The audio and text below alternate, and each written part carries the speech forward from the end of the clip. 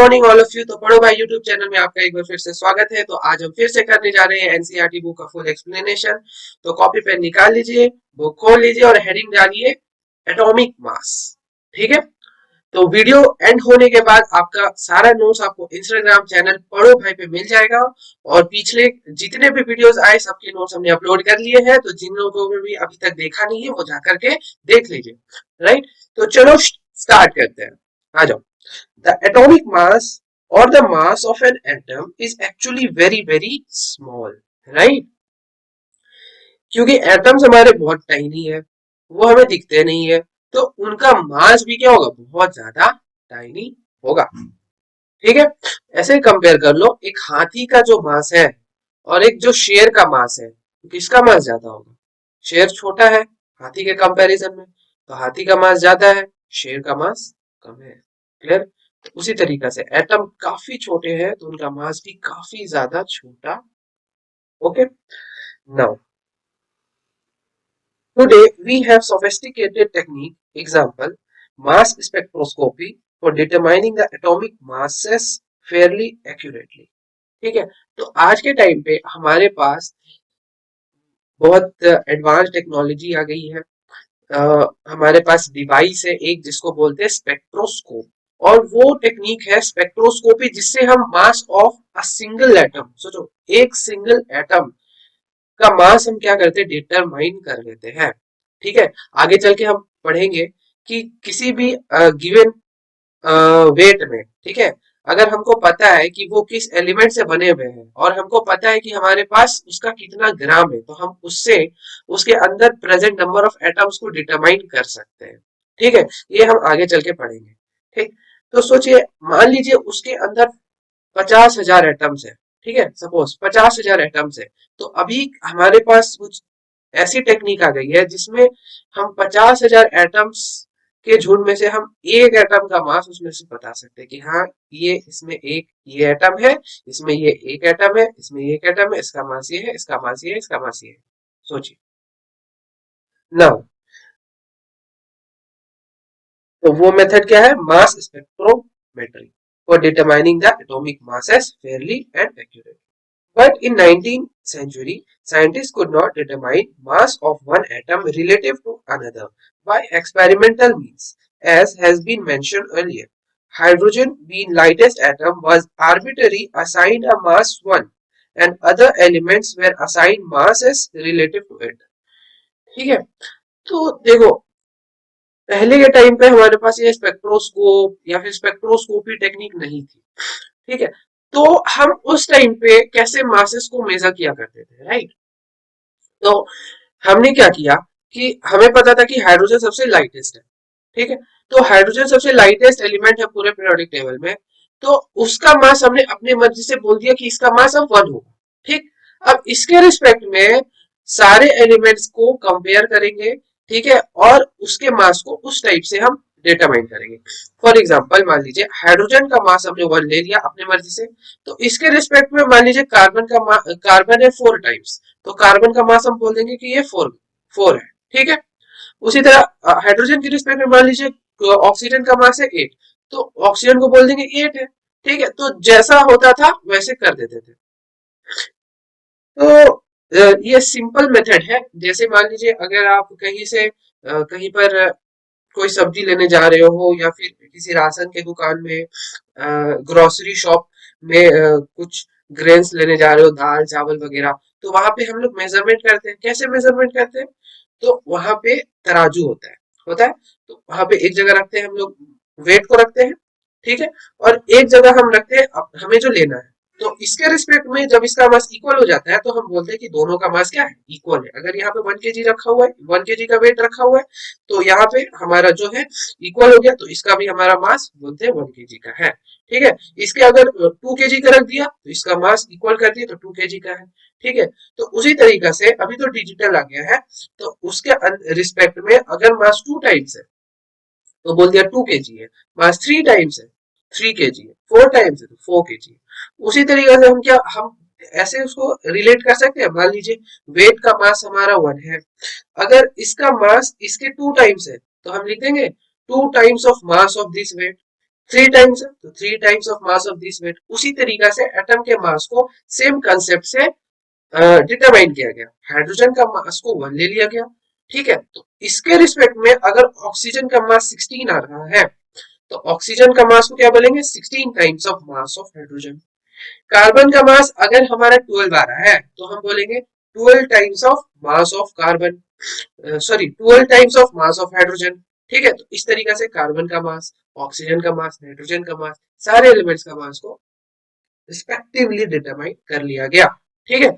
यही एक टेक्निक हो सकती थी ना मास को मेजर करने के लिए। और तो दूसरा अप्रोच क्या हो सकता है, नो यही सबसे सिंपल टेक्निक है, ठीक है, और एक्सेप्टेबल भी। नाउ अब क्या हुआ नेक्स्ट, बाद में जाकर के रिसर्च हुई और पता, और हमने फिर क्या किया कि कार्बन 12 के 1/12 पार्ट को, फिर से सुनिएगा, कार्बन 12 के 1/12 पार्ट को हमने स्टैंडर्डाइज कर दिया। पहले हमारा स्टैंडर्डाइज क्या था, हाइड्रोजन। अब हमने स्टैंडर्डाइज कर दिया कार्बन 12 के 1/12 पार्ट को, क्योंकि कार्बन सब हर जगह प्रेजेंट है, हर चीज में कार्बन है, उसका अबंडेंस 98.8% है, ठीक है। कार्बन 12 का अबंडेंस नेचर में 98.8% है, तो इसीलिए हमने कार्बन 12 को असाइन किया कि हाँ ये सबसे ज्यादा प्रेजेंट है, तो इसके रिस्पेक्ट में हम मेजर करेंगे, ठीक है। ये हमें इजीली अवेलेबल भी है, तो इसके रिस्पेक्ट में हम क्या किए, मेजर करना स्टार्ट किए, ठीक। तो कार्बन 12 लिया, 12 कहने का मतलब इसका मास 12 है, कार्बन 13 भी होता है, मतलब वहां पे कार्बन का मास 13 रहेगा। कार्बन 14 भी होता है, मतलब उसका मास वहां पे 14 रहेगा। तो हमने कार्बन 12 को सिलेक्ट किया, क्यों, क्योंकि उसका परसेंटेज अबंडेंस ज्यादा है, राइट।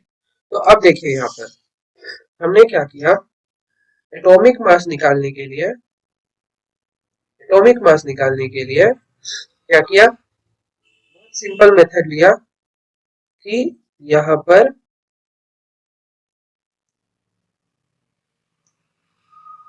हमने कार्बन 12 के 1/12 पार्ट को कंसीडर किया as a standard, as a standard इसको कंसीडर किया। और इसके रिस्पेक्ट में अगर हमारा जो भी एटम था, ठीक है, तो उसके रिस्पेक्ट में हमने मेजर करना स्टार्ट किया। फॉर एग्जांपल हमने ऑक्सीजन का मास निकाला, तो उसको पता चला कि वो 16 टाइम्स आ रहा है, तो हमने क्या लिखा, 16 into mass of 1/12 C12 atom, ठीक। हमने कार्बन का मास निकाला, तो वो क्या पता चला कि 12 into mass of 1/12 C12 atom,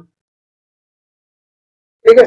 अब हमने ऑक्सीजन का मास, ऑक्सीजन तो हो गया, हमने नाइट्रोजन का मास निकाला, तो ये पता चला 14 into mass of 1/12 C12 atom. तो इस ऐसे रिस्पेक्टिव, ऐसे हमने कंपेयर करके सारे एलिमेंट्स का मास को डिटरमाइन किया, राइट। तो बाद में जब स्पेक्ट्रोमीटर आया, तो स्पेक्ट्रोमीटर के हेल्प से हमने उस कार्बन 12 का मास, एक atom, one atom of carbon 12 के मास को डिटरमाइन किया, और डिटरमाइन करने के बाद उसको 1/12 से डिवाइड किया। अब ऐसा करने से क्या हुआ, देखो हमें इसका मास पता चल गया।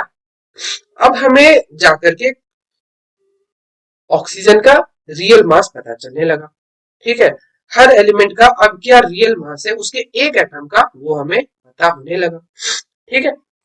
नाउ हम आगे पढ़ते हैं और आगे जानेंगे क्या क्या लिखा है, ठीक है।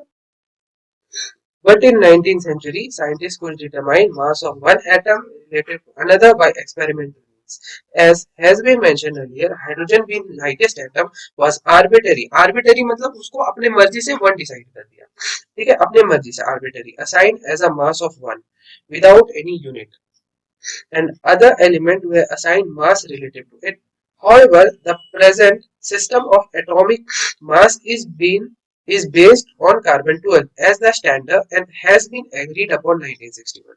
1961 के बाद से हमारा कार्बन 12 स्टैंडर्ड मान लिया गया। Here carbon 12 is one of the isotope of carbon and can be represented as, देखिए इसका रिप्रेजेंटेशन हम ऐसे करते हैं, यहाँ ऊपर में 12 लिखते हैं और उसके बाद C लिखते हैं, ठीक है। अब देखो यहाँ पे ये अंडरलाइन कर लीजिए, carbon 12 is one of the isotope of carbon and can be represented as this. In this system, carbon 12 is assigned a mass of exactly 12 atomic mass unit, AMU. अब ये AMU क्या है इसको समझते हैं. And mass of all other atoms are given relative to its standard. One atomic mass unit is defined as the mass exactly equal to the 1 by 12th half. इसको underline कर लीजिएगा. One atomic mass unit is defined as the mass exactly equal to the 1/12 of the mass of carbon 12 atom. ठीक है, और यहाँ पे दिया हुआ है 1 AMU is equals to 1.66 into 10 to the power minus 24 ग्राम. अब देखो, अब यहाँ से हमारी स्टोरी आगे कंटिन्यू होती है. ठीक है, लाइकवाइज हमने यहाँ पे देखा था कि हमने हर एक एटम को कार्बन 12 के रिस्पेक्ट में मेजर करना स्टार्ट किया. ठीक है, तो ऑक्सीजन का आया 16 times of mass of 1 by 12 carbon atom, 12 times of 1 by mass of carbon का आया 12 times of mass of 1 by 12 of carbon atom. उसी तरह नाइट्रोजन का आया 14 into mass of 1 by 12 carbon atom. तो ये बार बार carbon atom carbon atom carbon atom लिखना थोड़ा इरिटेटिंग लगने लगा.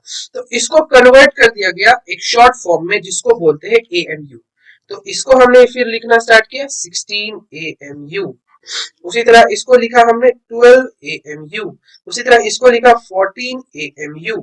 ठीक है, अब ये AMU क्या है? AMU क्या है?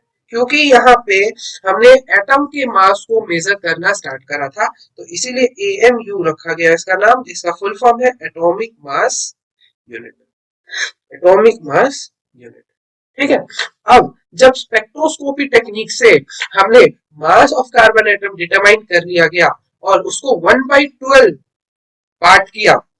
ठीक है, तो हमको पता चला कि 1 by 12 ऑफ कार्बन 12 एटम का मास क्या होता है 1.66 into 10 to the power minus 24 gram.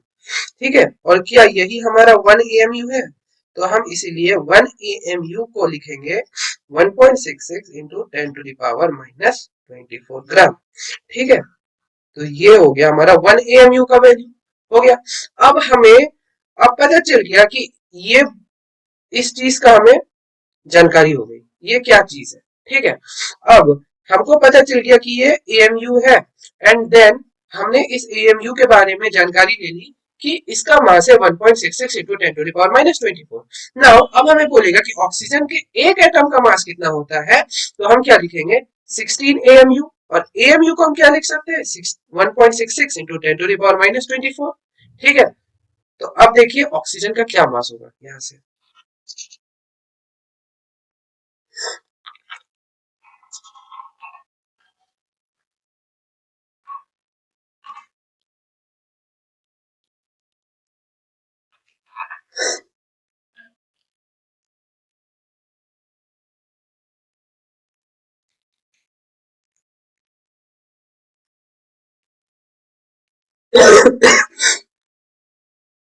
Now अब देखो, ऑक्सीजन का मास कितना था 16 AMU, और हमें पता है कि 1 AMU का वैल्यू होता है 1.66 into 10 to the power minus 24.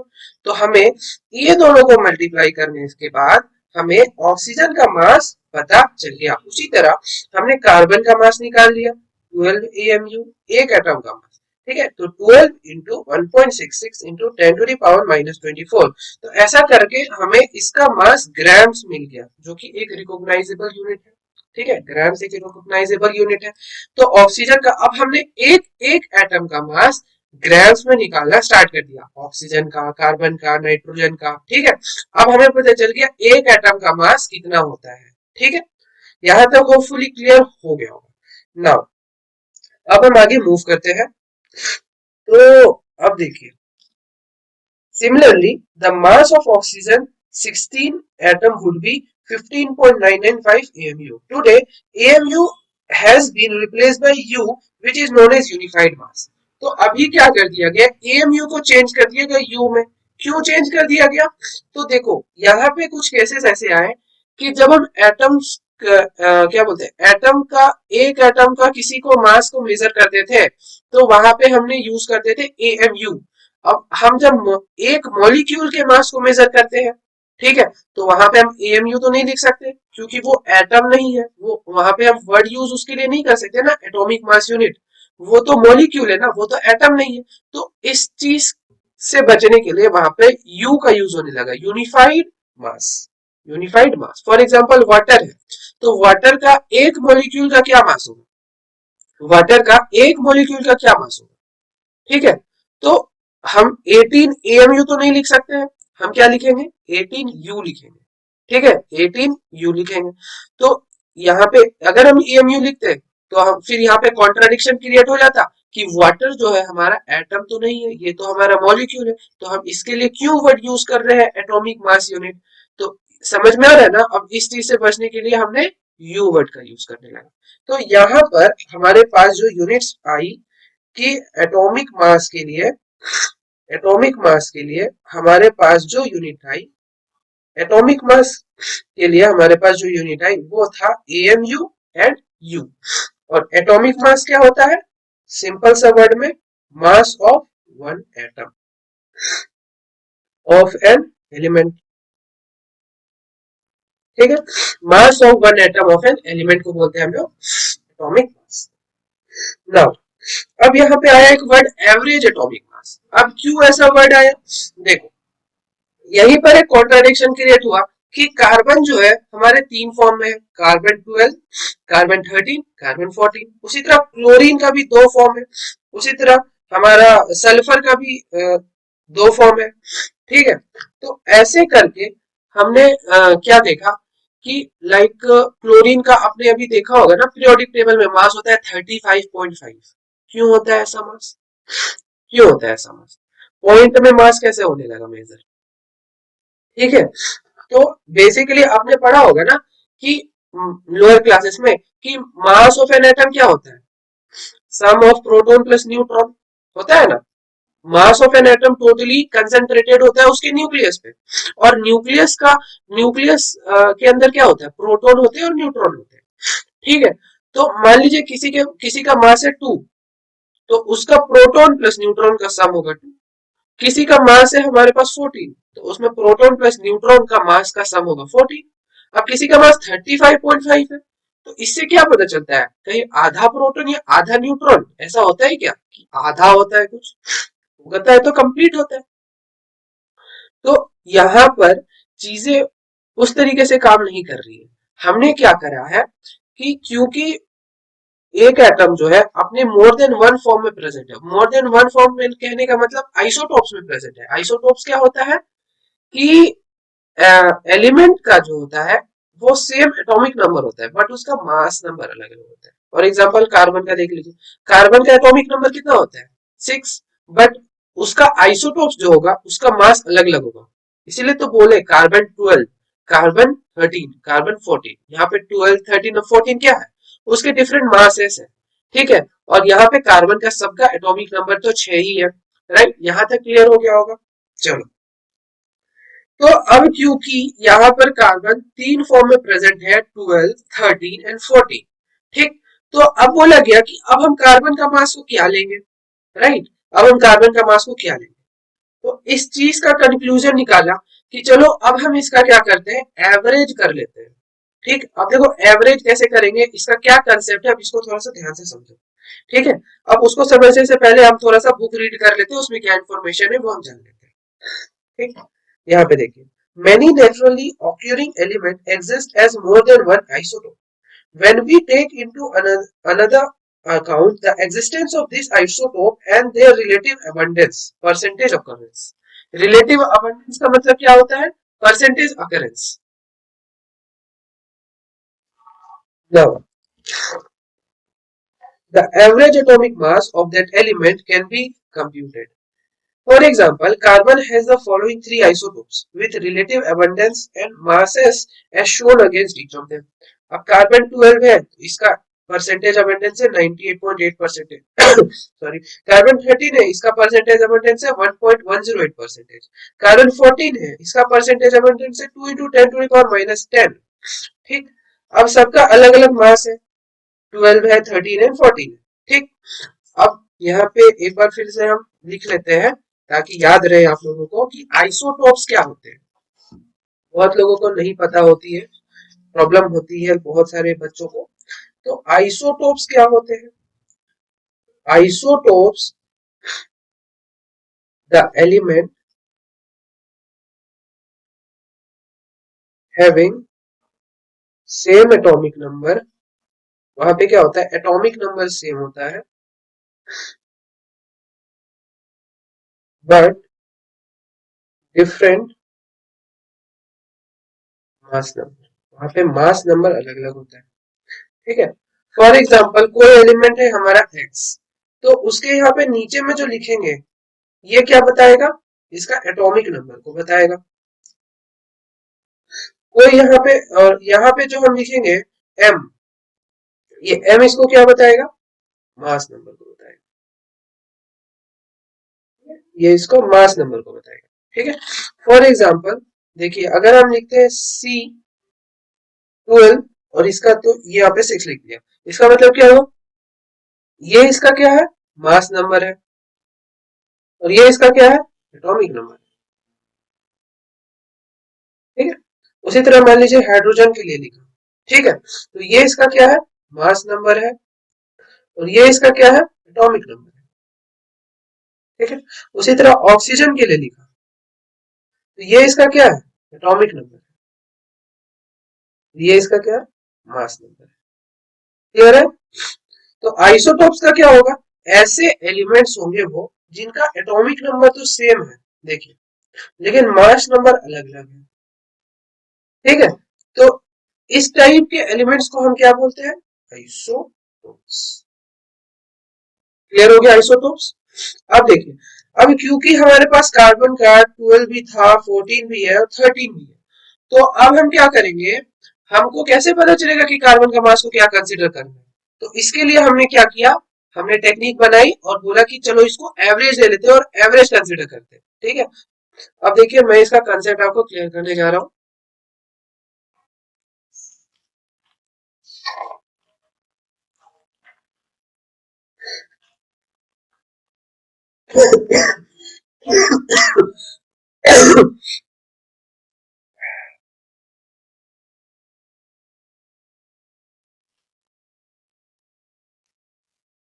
देखो, सबसे पहले जान लो कि परसेंटेज अबंडेंस क्या होता है। तो परसेंटेज अबंडेंस का मतलब होता है कि percentage in which the element is present in nature, present in nature। ठीक है, अभी सारे टर्मिनोलॉजी क्लियर हो जाएगा, बस एक कंसेप्ट आप देख लीजिए फिर आपको एकदम क्लियर हो जाएगा सारी चीजें, बस 2 मिनट का वेट करो। ठीक, परसेंटेज अबंडेंस, और एक होता है मास ऑफ द एलिमेंट, ये तो आपको पता होगा, मास ऑफ एन एलिमेंट, इसको ही हम बोल रहे हैं मास नंबर से। तो यहाँ पे एवरेज एटॉमिक मास का जो फॉर्मूला होगा, ठीक है, वो हम मास ऑफ द एलिमेंट को दिखा रहे हैं m से, और परसेंटेज अबंडेंस को परसेंटेज ab से दिखा रहे हैं। ठीक है, तो मास ऑफ एटॉमिक मास क्या होगा, m1 into percentage ab1 plus m2 into percentage ab2 plus dot dot dot जितना उसका है डिवाइडेड बाय 100। ठीक है, तो ये जो फॉर्मूला यूज करके हम कोई भी आइसोटोपिक एलिमेंट्स का मास निकाल सकते हैं। राइट, अब देखिए ये कैसे आए। अब देखो, सपोज करते हैं कि हमें पार्टी करनी है, ठीक है, पार्टी करनी है, तो हमने मान लिए कंसीडर किया कि चलो फ्रूट्स का पार्टी करते हैं। ठीक है, ताकि सबका इम्यूनिटी सिस्टम भी बढ़ जाए, कि कोविड का टाइम है, चलो फ्रूट्स का पार्टी करते हैं। तो पापा गए बाहर से बनाना लाए, बनाना ले आए 1 kg, ऑरेंज ले आए, ऑरेंज मान लीजिए 2 kg ले आए। ठीक है, इसके बाद मैंगो ले आए, मान लीजिए मैंगो 1 kg ले आए, ग्रेप्स ले आए। ठीक है, ग्रेप्स हमारा मान लीजिए 5 kg ले आए। ठीक है, इसके बाद वाटरमेलन ले आए, वाटरमेलन मान लीजिए 1 kg ले आए। ठीक है, अब क्या हुआ कि आपके सिर्फ 4 फ्रेंड्स आए, तो 4 फ्रेंड्स के लिए आप सारा तो आप कंज्यूम नहीं कर सकते ना। तो मम्मी ने बोला कि चलो कुछ रख देते हैं, बाद में खा लेंगे, अभी जितना जरूरत है उतना बना देते हैं। तो यहाँ पे आपकी मम्मी ने एक मिक्सचर बनाया।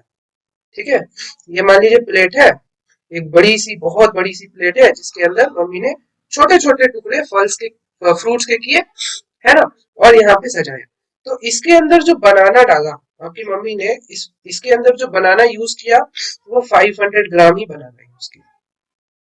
ठीक है, अब ऑरेंज जो इसके अंदर यूज किया गया है, ठीक है, वो 2 kg में से अगेन 500 ग्राम ही यूज किया गया है। ठीक, मैंगो जो इसके अंदर यूज किया गया है वो 200 ग्राम मैंगो यूज किया गया है।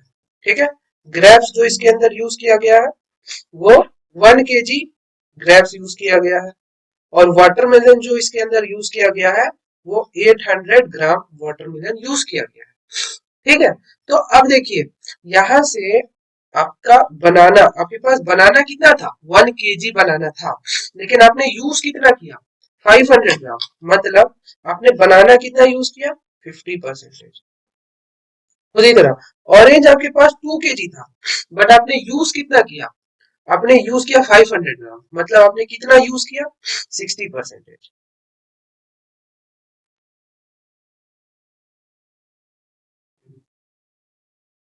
500 ग्राम ना, 1/4, सॉरी 25%।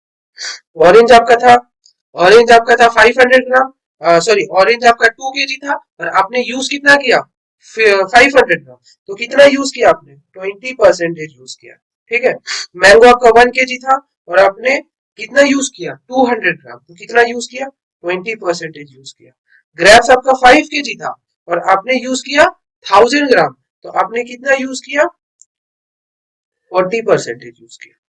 वाटरमेलन आपका 800 ग्राम था और आप वाटरमेलन आपके पास 1 kg था और आपने यूज किया 800 ग्राम, तो कितना यूज किया, 80% यूज किया। ठीक है, तो क्या हुआ आपके पास, यहाँ पर जो मिक्सचर है उसमें बनाना आपके, आपने कितना है, कितना बनाना यूज किया आपने, 50% यूज किया है। उसी तरह नेचर में हमारे पास जो एलिमेंट्स है उसके अंदर जो कार्बन है वो 98.8% प्रेजेंट है। कार्बन 12 जो है वो हमारा प्रेजेंट है 98.8% है। उसी तरह कार्बन 13 है वो प्रेजेंट है 1.08%। ठीक है, 1.108, और कार्बन 14 है वो प्रेजेंट है 2 इंटू 10⁻⁻10%। ठीक है, अब देखिए नाउ हमने ये मिक्सचर तैयार किया है। ठीक है, तो हमें क्या निकालना था, एवरेज एटॉमिक मास। हमारे पास ये भी है, ये भी है, ये भी है, हमारे पास सारा चीज है। अब हमें एवरेज करके निकालना है कि इसका एटॉमिक मास क्या होगा। तो क्योंकि इसके अंदर बनाना 50% है, हमने हमने पता किया इसके अंदर ऑरेंज 20% है, इसके अंदर मैंगो 20% है, इसके अंदर ग्रेप्स 40% है, इसके अंदर वाटरमेलन 80% है। तो हम क्या करेंगे, मास ऑफ द मिक्सचर कैसे निकालेंगे, मास ऑफ द मिक्सचर हम कैसे निकालेंगे, हम सबके मास को ऐड कर देंगे। तो 500 gram plus 500 gram plus 200 gram plus 1000 gram plus 800 ग्राम, ये हमारा हो गया मास ऑफ द मिक्सचर। ठीक है, तो वहां से हो गया 1000, यहाँ से हो गया 1000, यहाँ से 1000, मतलब 3000 ग्राम हो गया यहाँ से। ठीक है, तो हमने इसका मास को ऐड किया ना, हमने इसका मास को ऐड किया, जितना परसेंटेज, जितना परसेंटेज इसका हमने मिक्सचर में प्रेजेंट था इसका मास को ऐड किया हमने। हमने मास ऑफ द मिक्सचर तो इसको ऐड तो नहीं किया, हमने मास ऑफ द मिक्सचर ये तो ऐड नहीं किया क्योंकि इसका कुछ अमाउंट नहीं है, इसका कुछ अमाउंट नहीं है। सिमिलरली हम एटम्स के केस में भी वही करेंगे, जितना अमाउंट प्रेजेंट है उसी के अमाउंट को ऐड करेंगे। ठीक है, अब देखो ये 500 ग्राम ये कैसे निकल के आया होगा, सोचो। देखो यहां से क्या हम इसी चीज को हम क्या ऐसे लिख सकते हैं, like mass of the mixture, देखो ध्यान से समझना, मास ऑफ द मिक्सचर को हम क्या लिख सकते हैं, mass of banana present in the mixture plus mass of orange present in the mixture plus mass of mango present in the mixture plus mass of grape present in the mixture plus mass of watermelon present in the mixture. तो हमारे पास बनाना कितना था, 1 kg था। ठीक है, इसमें से हमने कितना यूज किया, 50%। उसी तरीके से हमारे पास मैंगो कितना है, यहाँ पर सॉरी ऑरेंज कितना है, 2 kg है, 2000 ग्राम है, जिसमें से हमने यूज कितना किया है, 20%। नाउ हमारे पास मैंगो कितना है 1 kg है और हमने यूज कितना किया है उसमें से 20%। सिमिलरली हमारे पास ग्रेप्स कितना है 5 kg है 5000 ग्राम है और यूज कितना किया है हमने उसमें से 40% यूज किया है। और वाटरमेलन कितना है 1000 ग्राम है और यूज कितना किया है हमने 80%। ठीक है, तो क्या हम यहाँ पर 100 को कॉमन निकाल सकते हैं? देखो इसको हम ऐसे लिख दिए, देखो और आप समझो अब सब कैलकुलेटिव है और कुछ नहीं है। देखो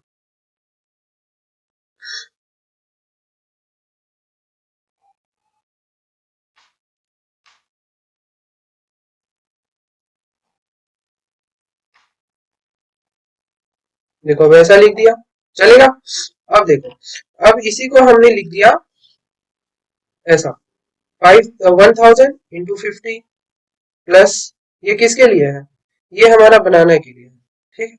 2000 इंटू 20 ये किसके लिए है ये ऑरेंज के लिए है प्लस 1000 इंटू 20 ये किसके लिए है मैंगो के लिए है प्लस 5000 इंटू 40 ये किसके लिए है ग्रेप्स के लिए है प्लस 1000 इंटू 80 ये किसके लिए है वाटरमेलन के लिए डिवाइडेड बाय ये हो गया टोटल आपका 100। तो क्या हम बोल सकते हैं ये जो 1000 था हमारा क्या हम बोल सकते हैं मास ऑफ बनाना इंटू ये 50 को हम लिख सकते हैं क्या परसेंटेज अबंडेंस। ए बी किसके लिए ये पूरा हो गया बनाना के लिए। उसी तरह क्या हम ये सेम तरीका से इसके लिए बोल सकते हैं कि मास ऑफ ऑरेंजेस इनटू में इसका परसेंटेज अबंडेंस ये हो गया ऑरेंज में ऑरेंज के लिए प्लस हम क्या बोल सकते हैं इसके लिए मास ऑफ नेक्स्ट क्या है मैंगो इनटू में इसका परसेंटेज अबंडेंस जो दिया हुआ है वैल्यू ये हो गया हमारा मैंगो के लिए। उसी तरीका से हम यहाँ पर लिख दिए मास ऑफ ग्रेप्स इनटू में उसका परसेंटेज अबंडेंस जो यहाँ पे वैल्यू दे रखी है 40%। ये हो गया ग्रेप्स प्लस यहाँ से हमने बोल दिया मास ऑफ वाटरमेलन इनटू में परसेंटेज अबंडेंस और ये बाई हमारा ठीक है। अब ये जो हमने परसेंटेज अबंडेंस लिखा है यहाँ पे बस क्या लिखना है हमको 50 20 20 40 80 यहाँ पे बस वो वैल्यूज लिखनी है और यहाँ पे कितना मास है उसका ये ठीक है ये सारा। तो यहाँ से हमको पता चल जाएगा कि मास ऑफ मिक्सचर जो है हाँ वो हमारा क्या है 3000 ग्राम से ये हमें पता चल जाएगा कि हाँ मास ऑफ मिक्सचर जो है ये 3000 ग्राम से। तो यहां से हम ना फॉर्मूला डिराइव कर लिए ठीक है। और इसी तरीका से सेम अप्रोच हमने लगाया एटम्स के केस में ठीक है। अब देखो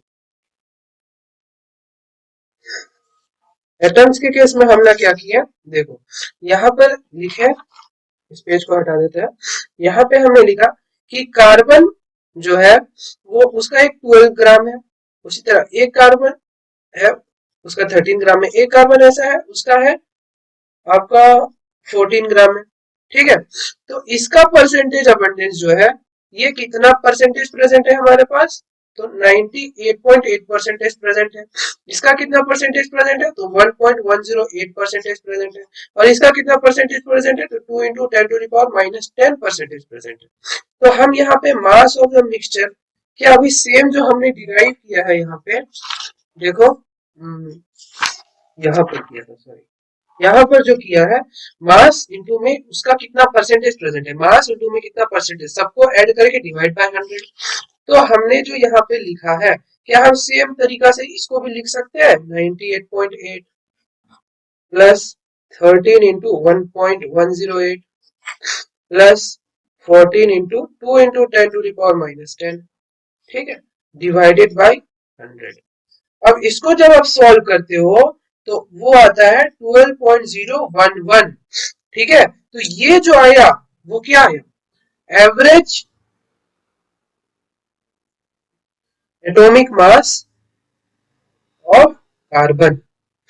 ये क्या आया एटम का मास लिखा ना हमने तो 12.011 यू अभी हमने एएमयू से चेंज करके यू में आ गए तो 12.11 यू तो ये हमारा आ गया एटॉमिक मास। कब कब हम ये फॉर्मूला यूज करेंगे? जबकि हमारे पास जबकि हमारे पास जो एटम्स होंगे वो आइसोटोपिक फॉर्म में प्रेजेंट होंगे। ध्यान रखना, आइसोटोपिक फॉर्म में जब प्रेजेंट होते हैं तब हम यहाँ पे ये फॉर्मूला यूज करते हैं। तो होपफुली आपको यहाँ तक क्लियर हो गया होगा। ठीक है, थैंक यू सो मच। अब नेक्स्ट हम करेंगे मॉलिक्यूलर मास के बारे में डिस्कशन।